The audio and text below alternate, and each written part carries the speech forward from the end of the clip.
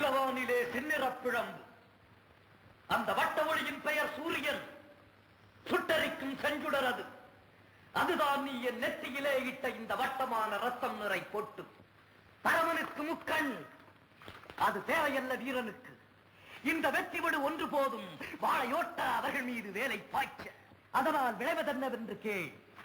வெம்மணல் நிலமெல்லாம் சக்கர் வானம் போல், சம்பவள மலை போல், செப்பு தகடடித்து செப்பனிட்ட தரை போல், மாணிக்க கரை கட்டி மடை திறந்த நெருப்பாற்றை மத்தியிலே ஓடவிட்ட அழகு போல், எதிரியின் ரத்தம் குப்புவென்று கொப்பளித்து மேலெழும்பி எங்கும் நிறைந்த பொருளாய் நம் ஏற்றமிகு செயலாய் களத்தில் நிறையப் போவதுதான். அதனால் விளையப் போவது அதுதானே உன் ஆசை. அதுதானே உன் ஆசி சக்கம்மா. புருஷரை போருக்கு அனுப்பும் உன் வாணி பரணிபாடற்குரியது. என் சொட்ட தமிழ் பேசும் திருவிளக்கே, எங்கே உன் விழியை காட்டு. நான் இப்போது வணங்கும் பொருள்கள் எவை தெரியுமா? உங்களை காக்க உடனிருக்கும் இவையெல்லாம்.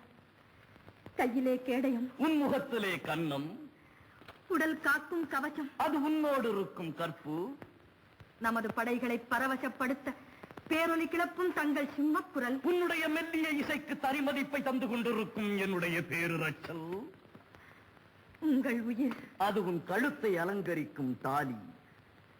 என் தாய் ஜக்கம்மாளும் அப்பன் முருகனும் உங்களுக்கு உறுதுணை. போய் வாருங்கள்.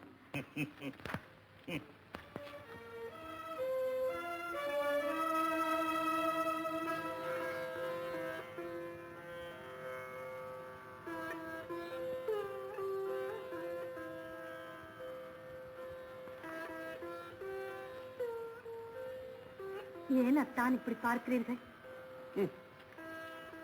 ஜக்கம்மா, போகும் உன்னை உற்று உற்று பார்க்கிறேன். ஏனென்றே விளங்கவில்லை. ஒருவேளை இதுவே என்னுடைய கடைசி விடையாக இருக்குமா? வேண்டாததை இவ்வேளையில் வலுவில் வருவித்து கூறுவது கொடுவாளால் நெஞ்சை பிளப்பதாக உள்ளது. மலர்ந்த முகத்தோடு போய் வாருங்கள். உதய சூரியனின் கருணையும் உச்சி சூரியனின் கடுமையும் ஒளியும் மாலை சூரியனின் கவர்ச்சியும் உங்களோடு பிறந்தவை. உலகம் உள்ளவரை ஆதவன் உண்டு. ஆதவன் உள்ளவரை அவ்வருங்குணங்களை கொண்ட தாங்களும் உண்டு. அந்த புகழே எனக்கு துணை. போய் வாருங்கள்.